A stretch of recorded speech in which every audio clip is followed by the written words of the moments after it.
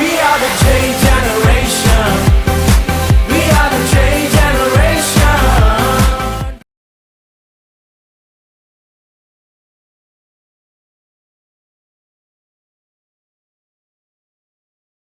உம்முடைய பரிசுத்தமுள்ள முகத்தை நாங்கள் நோக்கி பார்க்கின்றோம்.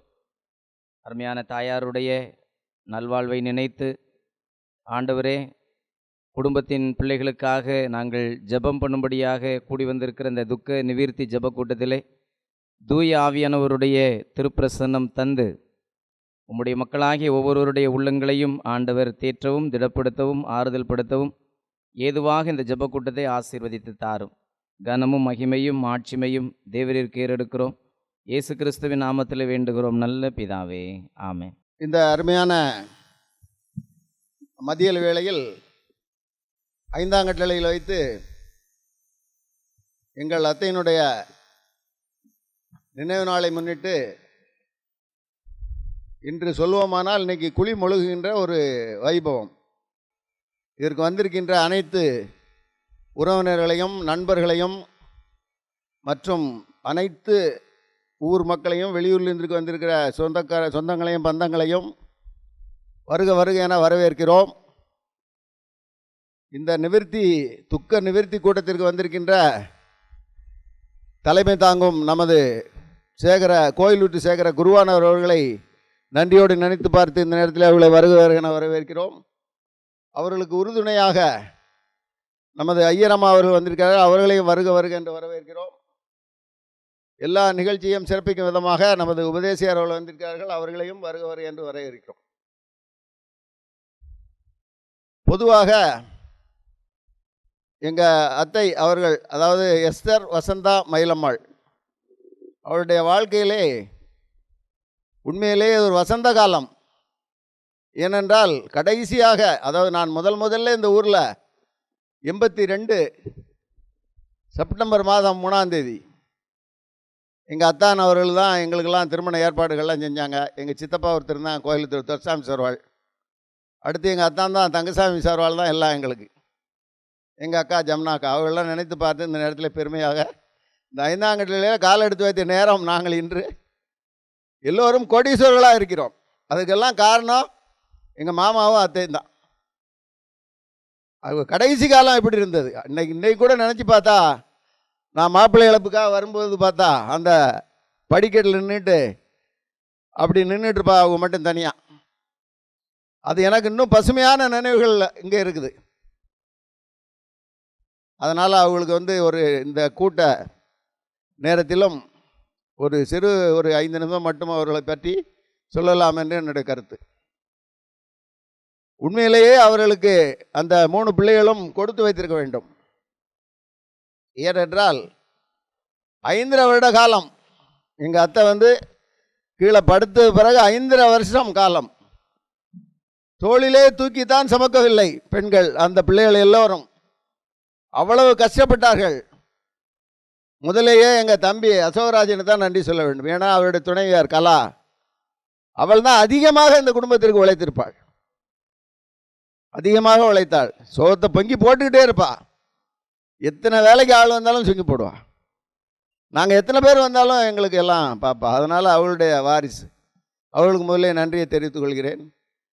அடுத்தபடியாக எங்கள் குழந்தையா திரு பாண்டியன் அண்டு திருமதி வயலட்டு அவர்கள் இப்போ பார்த்தீங்கன்னா அவளுடைய பணி தள்ளாடுற நேரம், ஒன்றும் நடக்க முடியாது. 5 வருஷம் எவ்வளவு கஷ்டம்னு உங்களுக்கு தெரியும். இடுப்பு கீழே காலெலாம் விளங்கும், ஆனால் நடக்க முடியாது, பலன் கிடையாது. கீழே விழுந்து இந்த இடத்துல ஒடிஞ்சு போச்சு. அப்போ இதுக்கெல்லாம் கடவுள் தான் உதவி செஞ்சுருக்காரு, ஜீசஸ் தான் எங்களுக்கு உதவி செஞ்சுருக்காரு. அதற்காக அவர்களுக்கும் இந்த நேரத்தில் நாங்கள் நன்றியோடு அவர்களை நினைத்து பார்க்கிறோம். கடைசியாக நாங்கள் சென்னையில் இருப்போம், வருவோம், இதே தான் எங்களுடைய வேலை. திடீர்னு கலங்கலில் வந்தால் ஒரு 3 மாதம், அப்புறம் அங்கே ஓட்டோம், சென்னைக்கு ஓட்டோம், ஏதாவது விசேஷங்கள் பையங்கள்லாம் அங்கே இருக்கனால அப்படி. அதனால் நாங்களும் எங்களால் முடிஞ்சதை என்ற அளவுக்கு எல்லோரும் பார்த்தோம். கடைசியில் இப்போ 1 வாரத்துக்கு முன்னால் தான் அவர்கள் அன்னதண்ணி எதுவுமே இல்லாமல் கடைசியில் திங்கக்கிழமை நான் பார்த்தோம், நானும் இந்திராவும் பார்த்தோம். பார்க்கும்போது அவங்களால ஒரு சொட்டு தண்ணி கூட குடிக்க முடியல. அப்புறம் இங்க் ஃபில்லரில் தான் தம்பி பாண்டியன் சொல்லி இங்க் பில்லரில் தண்ணி கொடுத்தோம், அரை அரை கப்பு தண்ணி கொடுத்தோம். கடவுள் வந்து இன்றைக்கி நேர்த்தியாக ஜீசஸ் வந்து எங்களுக்கு கருணை செஞ்சு அவர்களை சந்தோஷமாக எடுத்துக்கொண்டார். இன்றைக்கி அவங்க இறைவனுடைய மடியிலே இருப்பார்கள் என்று நாங்கள் நம்புகிறோம். ஆகவே இந்த நேரத்தில் இந்த துக்க நிவர்த்தி கூட்டத்திற்கு வந்திருக்கின்ற அனைவரையும் மீண்டுமாக ஒரு முறை வரவேற்று, அவர் இறப்பை பாருங்கள். எங்கள் மாமா இறந்து நேற்று தான் எங்கள் மாமா இறந்தது. ஒரு நாளைக்கு முன்னால் எந்த பிள்ளைகளுக்கும் பேர பிள்ளைகளுக்கெல்லாம் கஷ்டம் கொடுக்கக்கூடாது. பள்ளிக்கூடம் லீவு, வெள்ளிக்கிழமை பிறப்பிட்டு வந்துட்டாங்க எல்லாருமே. பள்ளிக்கூடம் இருந்தால் திங்கள் செவ்வாய் புதன்லாம் வரவே முடியாது பிள்ளைகளுக்கு பள்ளிக்கூடம். அதனால் அதெல்லாம் அவங்க புண்ணியம், அவங்க அந்த காலத்தில் செஞ்ச புண்ணியங்கள் தான் எங்களை காப்பாற்றிட்டு இருக்கு. எங்கள் மாமா இறந்து மறுநாளே 24 hours தான் ஆகுது. அவங்க 2 பேரும் இன்றைக்கி இறைவன் மடியில் தவழ்ந்து கொண்டிருப்பார்கள். ஆகவே அவர்களுக்கு எல்லோரும் நீங்கள் ஆறுதலான வார்த்தைகளை நீங்கள் மனதில் நினைத்து இயேசுவை பற்றி நீங்கள் நினைத்து கொண்டிருக்க வேண்டுகிறேன். இந்த அருமையான நேரத்திலே முதலாவதாக எங்களுடைய அத்தான் திரு தங்கசாமி ஆசிரியர், ஓய்வு பெற்ற தலைமை ஆசிரியர் அவர்களை ஒரு சில வார்த்தைகளுக்கு பேசும்படியாக அன்புடன் அழைக்கிறேன். இன்று இந்த நாளில் நாம் எல்லாம் கூடி இந்த ஆன்ம இளைப்பாற்றுதலுக்காக துக்க நிவர்த்தி நாளாக கூடி உற்றார் உறவுகள், இனஜன பந்துக்கள், சபையின் பிள்ளைகள் அனைவரும் இங்கு குழுமியிருக்கிறோம். இந்த ஜெபத்தை, இந்த ஆராதனையை சீரும் சிறப்புமாக நடத்தி கொண்டு இருக்கக்கூடிய நமது சேகர குருவானவர் ஐயா அவர்களுக்கும் அம்மா அவர்களுக்கும், இந்த ஆலயத்தை பேணி காத்து ஆராதனை ஒழுங்குகளை சிறப்பாக செய்து கொண்டிருக்கக்கூடிய உபதேசியார் அவர்களுக்கும், இங்கு குழுமி இருக்கக்கூடிய எல்லா நல்ல உள்ளங்களுக்கும் நான் இருகரங்கூப்பி வணக்கத்தை தெரிவித்துக் கொண்டு ஒரு சில வார்த்தைகள் கூறலாம் என்று ஆசைப்படுகின்றேன். கிட்டத்தட்ட 7 ஆண்டுகளுக்கு முன்னதாக அன்பிற்குரிய இந்த குடும்பத்திற்கு, இந்த ஊருக்கு விசுவாச ஒளியை சுமந்து வந்த ஜெயவீர பாண்டியன் அவர்கள் மரித்த போதும் அந்த துக்க நிவர்த்தி நாளிலே என்னை பேச அழைத்தார்கள். நான் பேசினேன். உண்மையிலே இந்த இடத்திலே நான் வந்து நிற்பதிலே மிகுந்த மகிழ்ச்சி அடைகின்றேன். ஏனென்றால் இவங்கெல்லாம் எங்களுடைய பூர்வீகத்திலே மிக நெருங்கிய சொந்தக்காரர்கள், உறவினர்கள். எங்கள் ஐயா வழியில், எங்கள் தாத்தா வழியில் இவங்கெல்லாம் ரொம்ப நெருங்கின சொந்தக்காரங்க. அதிலும் வந்து குறிப்பாக மணிமுத்து நாடார் ஃபேமிலின்னு சொன்னால் இந்த வட்டாரத்தில் கிட்டத்தட்ட இந்த பகுதியில் ஆலங்குளம், கடையம், பாவூர் சத்திரம், இந்த ஏரியாக்களில் தெரியாத குடும்பமே கிடையாது. மணிமுத்து நாடார் ஃபேமிலி. அதில் இந்த அம்மா வந்து அவங்களுக்கு 4 மணிமுத்து நாடாருக்கு 4 பிள்ளைகள், 2 ஆண். எஸ் கருமனூரில் இருந்தார். அதானே 3 ஆண் 2 பெண்.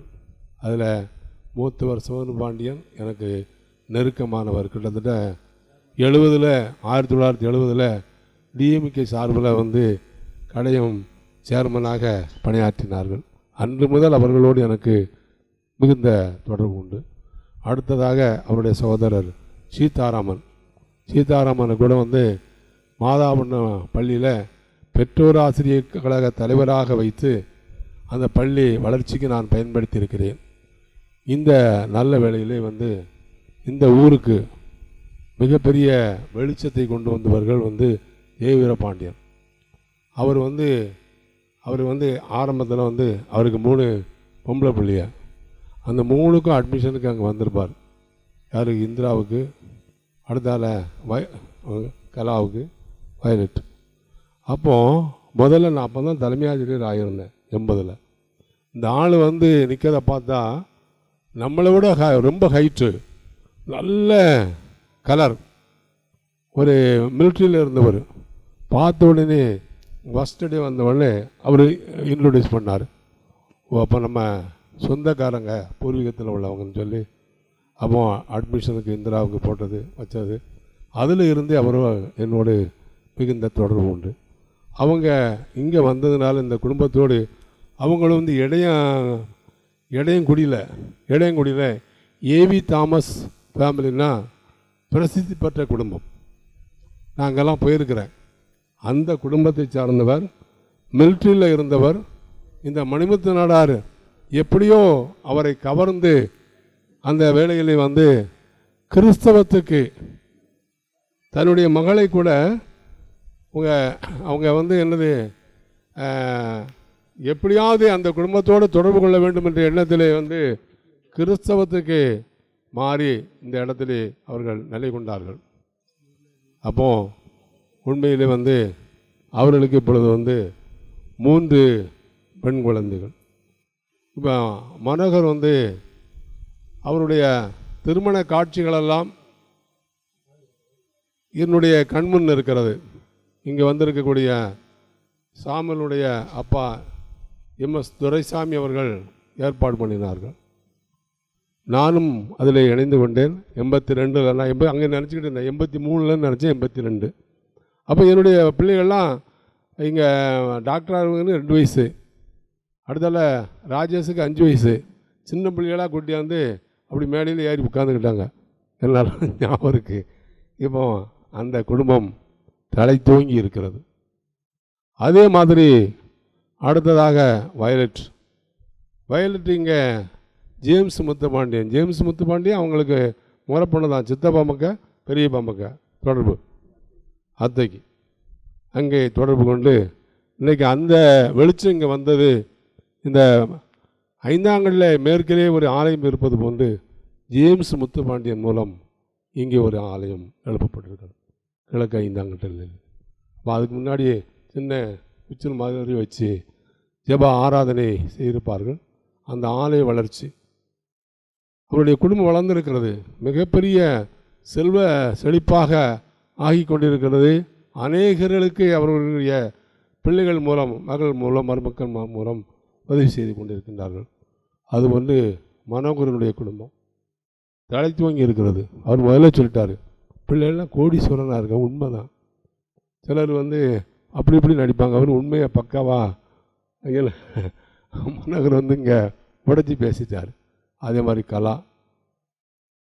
அசோகராஜ், அவர் நமக்கு கல்லூத்தில் சொந்தக்காரர் தான், வேறு வெளியே போனவர் இல்லை. அவர் அங்கங்கே நாங்கள் சந்தித்து கொள்வோம். ஆமாம். அதுபோக அவர் பையன் எங்கே இருந்தாலும் நம்மளை தேடி அன்பாக பேசக்கூடிய நல்ல உள்ளங்கள். அதுபோக இன்றைக்கி சொல்ல போனால் இந்த அம்மா வந்து எஸ்தர் மயிலமலை தான் வந்து என்னதான் மாற்றிருக்கு எஸ்தர். ஆமாக்கா, அதான் நான் சொல்லிட்டேனே. இந்த வெளிச்சத்தை ஒளியை கொண்டு வந்தது யார்? வீரபாண்டியன், ஜெய வீரபாண்டியன். எங்கேருந்து கொண்டுட்டு வந்தார்? இடையங்குடியிலேருந்து, ஏவி தாமஸ் அந்த ஃபேமிலியிலேருந்து. கடைசியில் அவங்க உறவினர்கள்லாம் இருக்கிறாங்க. இப்போ வந்து கிறிஸ்தவத்துக்குள் வாரது வேறு. இன்றைக்கி கிட்டத்தட்ட ஒரு 60-70 வருஷத்துக்கு முன்னாடி இந்த மணிமுத்து நாடார் அங்கே திருமணம் செய்து கொடுக்கணும்னா இவர் ஸ்டாண்டர்ட் வேறு பெருசு. அதுவும் கன்வெர்ட் ஆகி கட்டி கொடுக்கணும்னா ஆண்டவர் கிரியை செய்திருக்கிறார். யாராச்சும் சொல்லி சம்மதிக்க மாட்டாங்க. ஒருவன் கிறிஸ்துவுக்குள் இருந்தால் புது சிருஷ்டியாக இருக்கிறான், பழையன கழிந்து போயின, எல்லாம் புதிதாக்கப்பட்டன. இப்போ இந்த குடும்பம் முழுமையாக புதிதாக்கப்பட்டு இருக்கிறது. கிறிஸ்தவத்தை பேணி காத்து கொண்டிருக்கிறது, நிலைநிறுத்தி கொண்டிருக்கிறது. இந்த நல்ல வேளையிலே அதோடு மட்டுமல்ல, கிறிஸ்தவம் மட்டும் இல்லை, அநேகர்களுக்கு இவர்கள் உபகாரிகளாக இருக்கிறார்கள். ஏழை எளியவர்களுக்கு உதவி செய்யக்கூடிய பிள்ளைகளாக இருக்கிறார்கள். மனோகர் மூலம் எத்தனையோ பேர் உதவி பெற்றவர்கள் உண்டு. எனக்கு நன்கு தெரியும். சென்னையில் நான் பல நாள் அங்கு சென்றவன். எங்கள் வந்து அவர்கள் ரொம்ப அந்யோன்யமாக உற்றார் உறவுகள், ஜன பந்துக்கள், ஊருக்காரன் அத்தனைக்கும் உதவி செய்யக்கூடிய நல்ல உள்ளம் கொண்டவர்கள். அதே மாதிரி ஜேம்ஸ் முத்துப்பாண்டியன் ஆலய காரியங்களிலே அவருடைய மகளுடைய வீடு என்று பார்ப்பதில்லை, அழைத்து சென்று அழகாக என்னென்ன நன்கொடைகள் ஆலயத்திற்கு வேண்டியிருக்குமோ பணிக்கு வேண்டுமோ செய்து கொண்டிருக்கிறார்கள். அதுபோக அன்பிற்குரிய எனக்கு நெருங்கின உறவினர் தான் அசோகராஜ், அவர்களும் அதை பணி செய்து கொண்டிருக்கிறார்கள். இந்த குடும்பம் தழைத்து கொண்டிருக்கிறது. அப்போது இந்த அம்மாவுக்கு வந்து 97 வயசு. வயசு வந்து எத்தனை? 97. நான் வந்த உடனே தான் கேட்டேன், ஏம்மா இந்த வயசு என்ன அப்படின்னு? 97. எனக்கு ஆச்சரியமாக போய்விட்டது. இந்த காலத்தில் பெற்ற பிள்ளைகள் ஆம்பளை பிள்ளை இருக்குமா, 3 இருக்குமா, 4 இருக்குமா, அது போட்டியில் ஒன்றும் கவனிக்காது. உண்மையை சொல்லுதேன். ஆனால் இங்கே பாருங்கள், 3 பொம்பளை பிள்ளைய போட்டி போட்டு கவனிச்சிருக்கியா? எத்தனையோ பெற்றோர்களை நடக்க முடியாதவன், எந்திக்க முடியாதவனெல்லாம் கண்டுக்கிடாமல் வந்து தேஞ்சு அவனே போயிடுறான். இல்லைன்னா ஒரு சிஸ்டம் என்னது, முதியோர் இல்லத்தில் கொண்டு போட்டுடுறாங்க. முதியோர் இல்லத்தில் போடுறதுங்கிறது ஜெயிலுக்குள்ள போட்ட மாதிரி. நான் உண்மையை சொல்லுறேன். ஏன்னா பந்த பாசங்கள், அவன் அமெரிக்காவில் இருப்பான், லண்டனில் இருப்பான், எப்போமாவது வந்து ஃபோனில் பேசுவாங்க, வீடியோ காலில் போடுவாங்க. இதான் நடந்துக்கிட்டு இருக்கேன். ஆனால் இங்கே அப்படி பாருங்கள், அவர் டிஎஸ்பியாக இருந்து மிகப்பெரிய விருதுகள்லாம் வாங்கினவர். இந்திரா, எனக்கு ஆச்சரியமாக இருக்கும், இந்த பிள்ளைகள் எப்படியா பார்க்கு, எந்திக்க முடியலை, தூக்க முடியலை, வைக்க முடியலை. அது டேன் போட்ட மாதிரி தெரியல. கொஞ்ச நாளைக்கு இங்கே இருக்கிறாங்க, பிறகு ஒரு நாளைக்கு கொஞ்ச நாளைக்கு கலங்களுக்கு போகிறாங்க, அப்புறம் அவங்க வீட்டுக்கு போகிறாங்க. அப்போது உண்மையிலே வந்து யாரும் யாருக்காவது இந்த பொம்பளை பிள்ளைகளாக தான் இருக்குது அப்படின்னு யாரும் கவலைப்படவே வேண்டாம். பொம்பளை பிள்ளைகள் இருந்தால் பெற்றோர்களை நிச்சயமாக பேணி காத்து கொள்வார்கள் என்ற நம்பிக்கையை இந்த குடும்பம் கொடுத்திருக்கிறது. அதனால் இந்த நல்ல வேளையிலே அனைவரும் நாம் குழுமி இருக்கிறோம். இறைவன் ஆண்டவரை இயேசு கிறிஸ்துவை நாம் வேண்டிக் கொள்வோம். இந்த நல்ல உள்ளங்கள், அதாவது 97 வயசு வரைக்கும் இருந்திருக்காங்க. It is enough. பூரணமாயிட்டு இன்னும் ஒரு 3 வருஷம் இருந்திருக்கணும். ஏன்னா 3 வருஷம் இருந்திருந்தா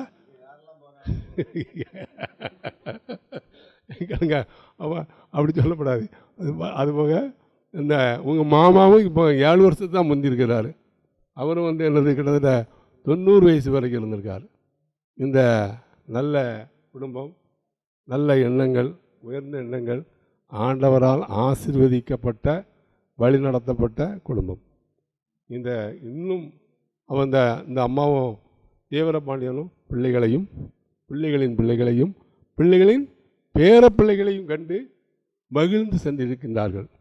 இந்த பாக்கியம் வந்து எல்லாத்துக்கும் கிடைக்காது. இந்த குடும்பத்திற்கு கொடுக்கப்பட்டிருக்கிறது.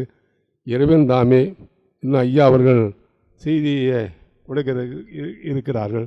இந்த குடும்பம், இந்த வாரிசுகள், இந்த ஊரை சார்ந்தவர்கள், சொந்த பந்தங்கள் எல்லாம் தலை தோங்கி வளர வேண்டும் என்று எல்லா ஆண்டவரை கேட்டுக்கொண்டு இந்த இடத்துல எனக்கும் பேசுறதுக்கு ஒரு வாய்ப்பு கொடுத்தமைக்கு இந்த குடும்பத்தை சார்ந்த அனைத்து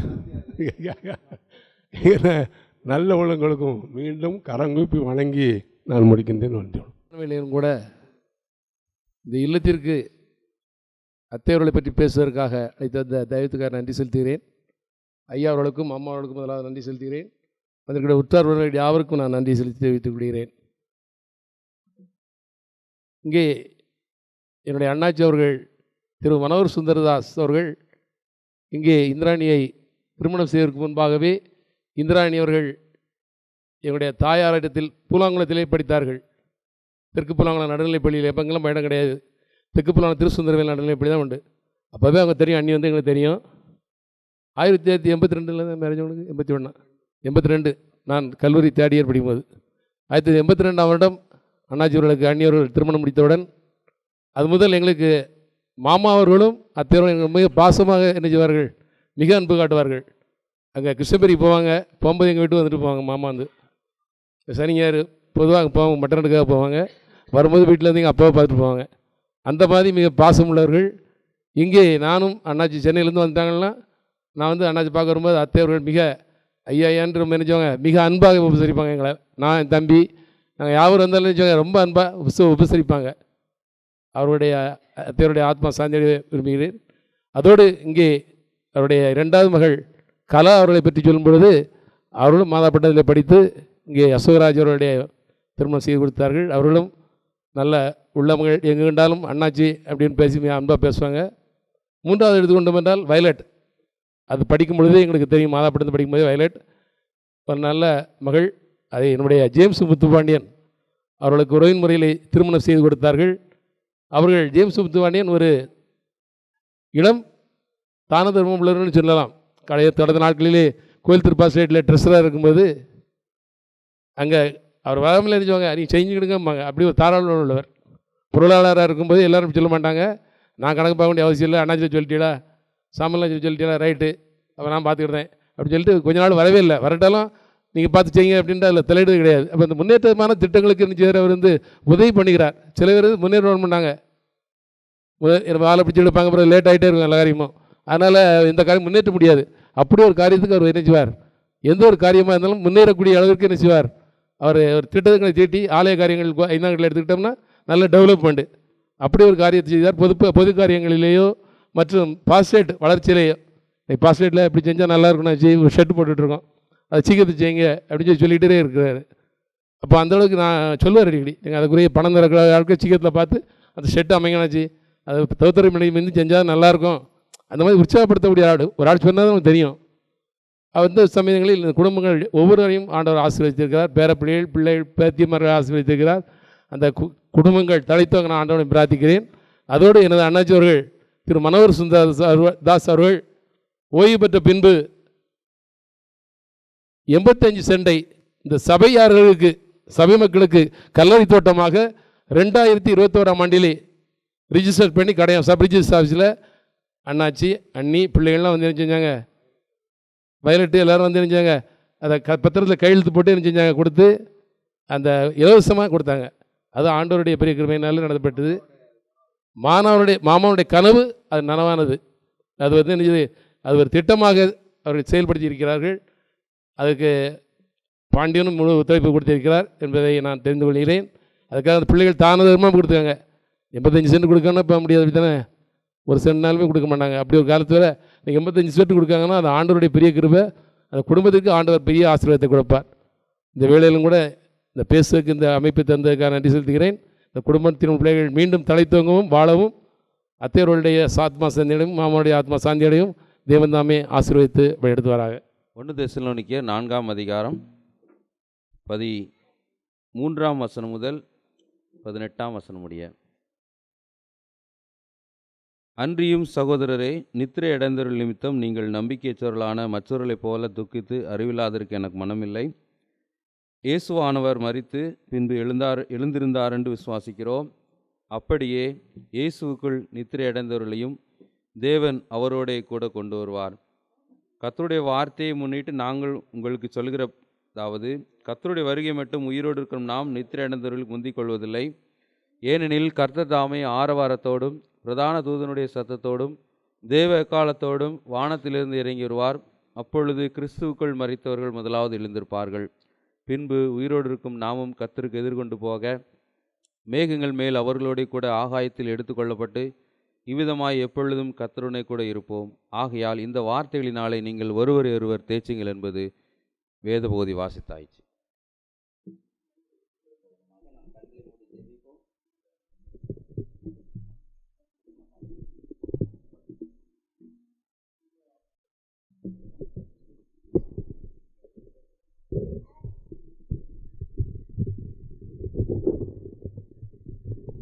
இருந்த வண்ணமாக நாம் கண்களை மூடி ஜெபிப்போம். மகிமையும் ஆட்சிமையும் நிறைந்த எங்கள் கர்த்தாவே, இப்பொழுது உம்முடைய வேத வசனங்களின் மூலமாக நாங்கள் ஒருவருக்கொருவர் பலப்படுத்தப்பட கர்த்தர் கிருபை செய்வீராக. இயேசுவின் நாமத்தில் ஜெபிக்கிறோம் நல்ல பிதாவே, ஆமேன். ஆண்டவராய் இயேசு கிறிஸ்துவின் நாமத்தினாலே உங்கள் அனைவரையும் அன்போடு வாழ்த்துகிறேன். இந்த தருணத்திலும் கூட ஆண்டவருடைய வேத வசனத்தை மிகச் சுருக்கமாக உங்கள் மத்தியிலே நான் சமர்ப்பிக்கக்கூடிய ஒரு நிலையில் இருக்கிறேன். இந்த நாளிலே கொஞ்சம் வேலைகள், கொஞ்சம் தொடர்ச்சியான வேலைகள். காலை வேளையிலே நம்முடைய சேகர மன்றத்தினுடைய சப் கமிட்டி அதை முடித்ததும் சரியாக ஒரு 12 மணியிலிருந்து 1 மணி வரையிலையும் தான் நான் இங்கே இருக்கிறதாக திட்டம் இருந்தது. ஏனென்றால் சரியாய் 1:30 மணிக்கு மயிலப்பபுரம் சபையிலே ஒரு ஞான ஸ்நான ஆராதனை, அங்கேயும் ஒரு குடும்பம் அங்கே காத்திருப்பார்கள். ஆகையினாலே அதை தொடர்ந்து சேகர மன்ற கூட்டம் இப்படி இன்றைக்கு கொஞ்சம் தொடர்ச்சியான நிகழ்ச்சிகள். ஆகையினாலே இதை முடித்து சரியாக 1:30 மணிக்கு நான் மயிலப்பபுரம் சர்ச்சில் நிற்கணும். ஆகையினால மிகச் சுருக்கமாக நான் ஒரு வார்த்தை மாத்திரம் சொல்லி நிறைவு செய்ய ஆசைப்படுகின்றேன்.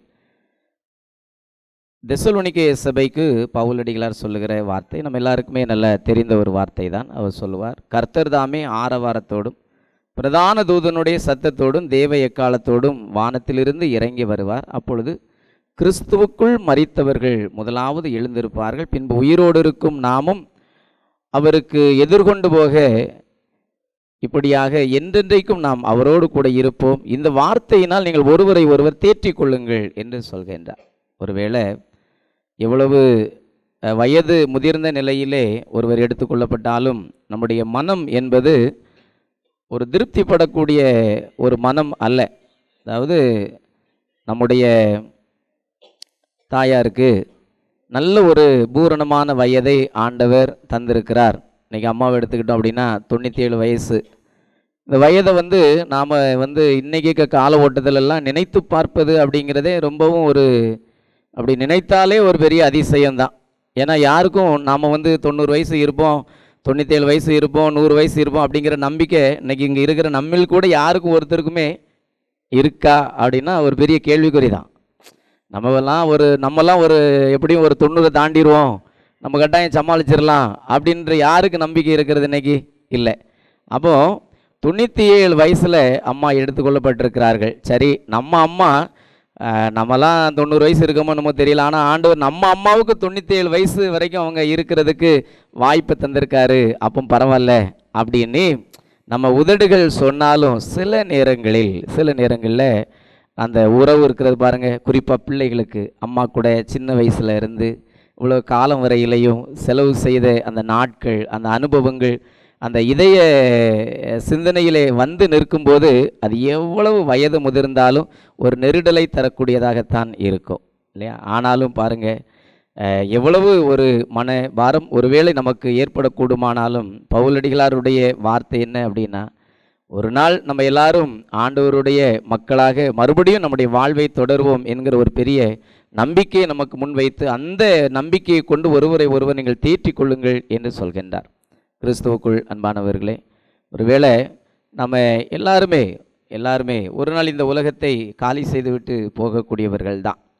எனக்கு அந்த 2 சாமுவேலின் புத்தகத்தில் 14ஆம் அதிகாரத்தில் 14வது வசனம் ரொம்பவும் இந்த நம்முடைய வாழ்வின் தன்மையை ரொம்ப அழகாக உணர்த்துகிற ஒரு நல்ல வசனம் அதுங்க.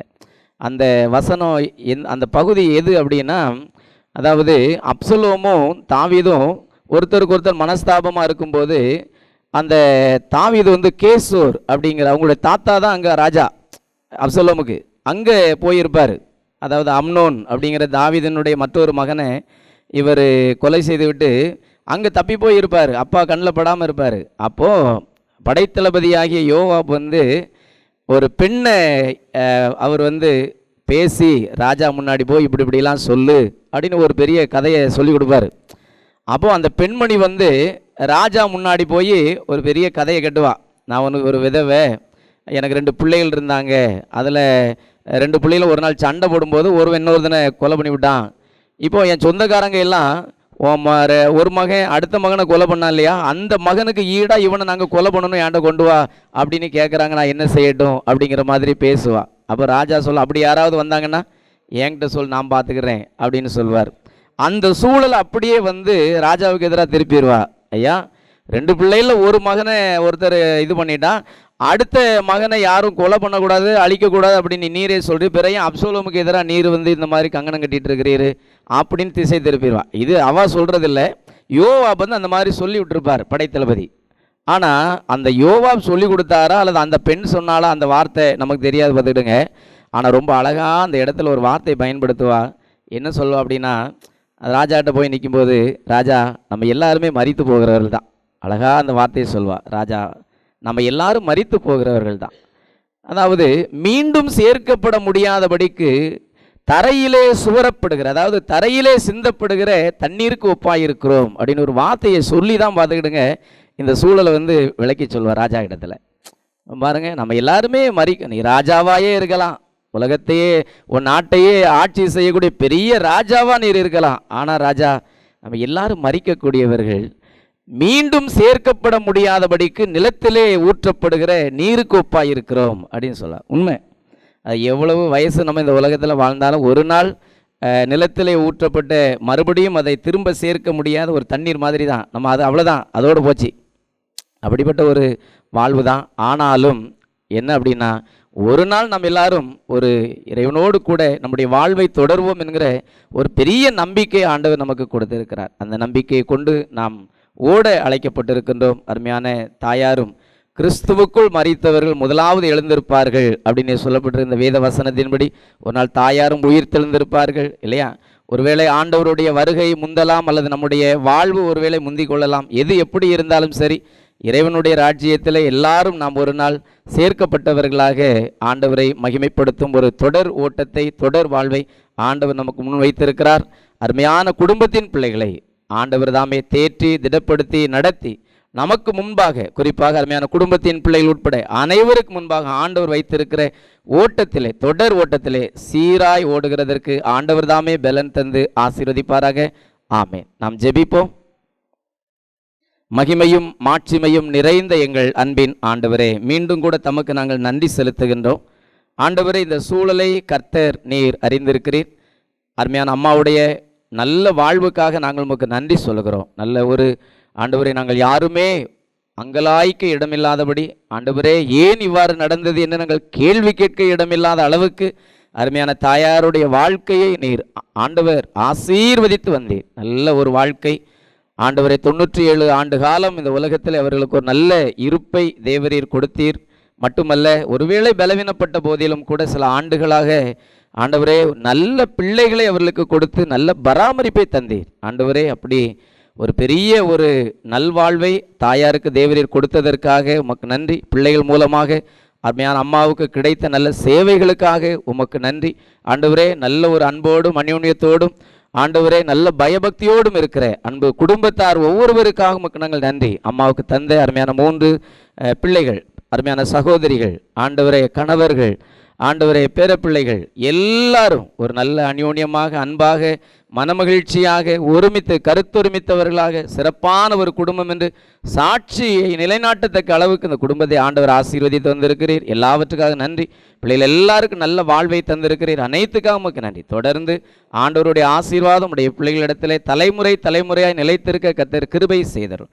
ஆண்டவர் தாமே தொடர்ந்து உடைய பிள்ளைகளை ஆண்டவரை இந்த ஒரு நெருக்கடியான இந்த மன போராட்டத்தில் இருந்தும் கூட, மனபாரத்தில் இருந்தும் கூட ஆண்டவர் விடுதலை செய்து உடைய பிள்ளைகள் இயல்பாய் தங்கள் வேலைகளுக்கு நேராய் தங்கள் கவனத்தை செலுத்த, தங்கள் குடும்பங்களுக்கு நேராய் சிறப்பாய் கவனம் செலுத்த ஆண்டவர் உதவி செய்தருள்வீராக. உம்முடைய நாமம் மகிமைப்படட்டும் என்று ஆண்டவர் இயேசுவின் நாமத்தினால் ஜெபிக்கிறோம் நல்ல பிதாவே. நம்முடைய கர்த்தராகிய இயேசு கிறிஸ்துவினுடைய கிருபையும் பிதாவாகிய தேவனுடைய அன்பும் பரிசுத்த ஆவியானவருடைய ஐக்கியமும் நம் அனைவரோடு கூட விசேஷமாய் அன்பு குடும்பத்தார் அனைவரோடும் இன்றும் என்றும் சதா காலங்களிலும் தங்கியிருப்பதாக. என் ஆத்துமாவே கர்த்தரை ஸ்தோத்திரி, என் முழு உள்ளமே அவருடைய பரிசுத்த நாமத்தை ஸ்தோத்திரி. என் ஆத்துமாவே கர்த்தரை ஸ்தோத்திரி, கர்த்தர் செய்த சகல உபகாரங்களையும் மறவாதே. ஆமேன், ஆமேன்.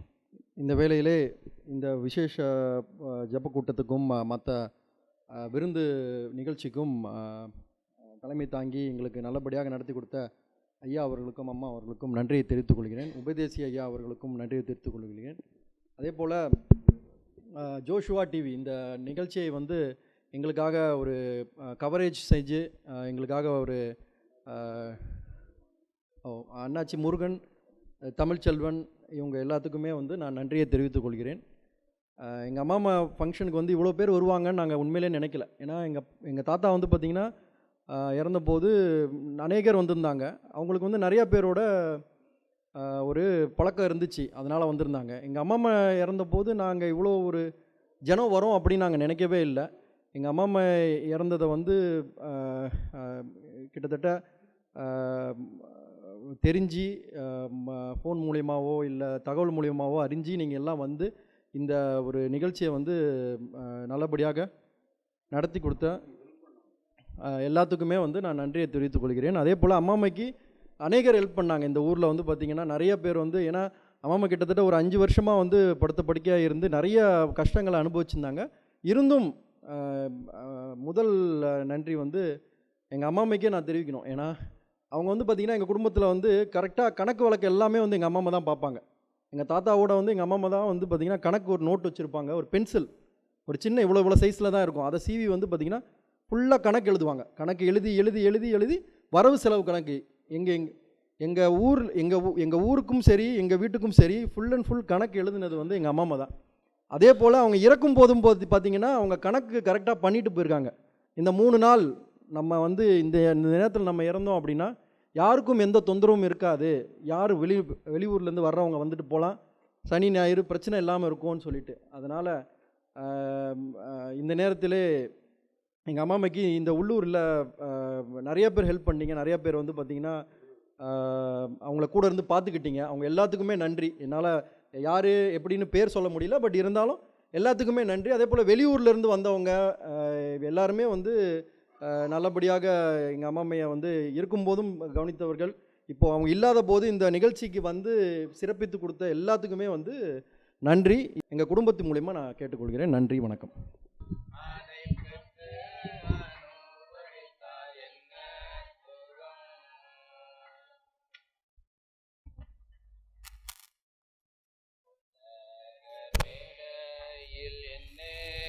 பாடலாம் பொன்னகர் மேடையில் எந்நேரம் பாடலாம், கிண்ணரம் தம்புருவினை இன்னோசை கேட்கலாம், கிண்ணரம் தம்புருவி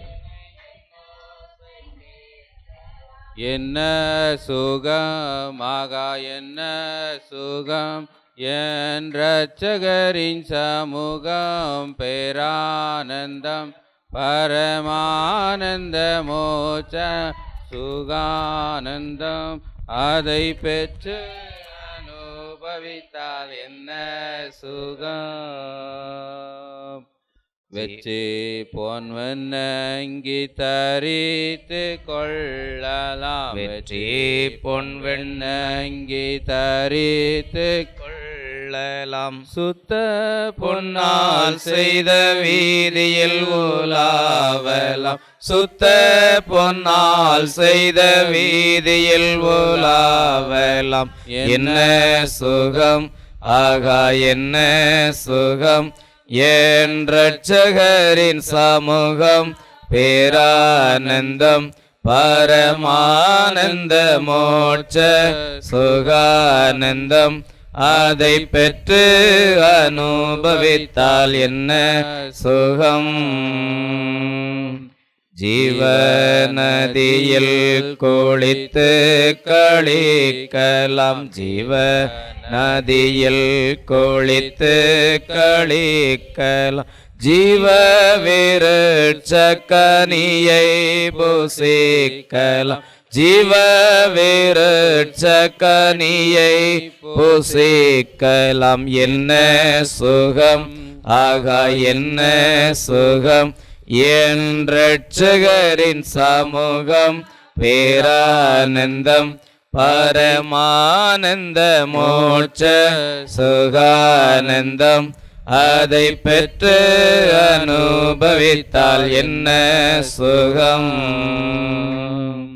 தங்க கிரீடம் தலையில் தரிக்கலாம், தங்க கிரீடம் தலையில் தரிக்கலாம், சிங்காசனத்தில் நின்று ஜெய கீதம் பாடலாம், சிங்காசனத்தில் நின்று ஜெய கீதம் பாடலாம், என்ன சுகம் ஆகா என்ன சுகம் என் இரட்சகரின் சமூகம், பேரானந்தம் பரமானந்த மோட்ச சுகானந்தம், அதை பெற்று அனுபவித்தால் என்ன சுகம். வாட்டம் பசித்தாகம் பட்டேனி சாவில்லை, வாட்டம் பசித்தாகம் பட்டேனி சாவில்லை, கேட்டேன் மனுடர் வந்து ஊடே இருப்பதில்லை, கேட்டேன் மனுடர் வந்து ஊடே இருப்பதில்லை, என்ன சுகம் ஆகா என்ன சுகம் என் இரட்சகரின் சமூகம், பேரானந்தம் பரமானந்த மோட்ச சுகானந்தம் அதை பெற்று அனுபவித்தால் என்ன சுகம்.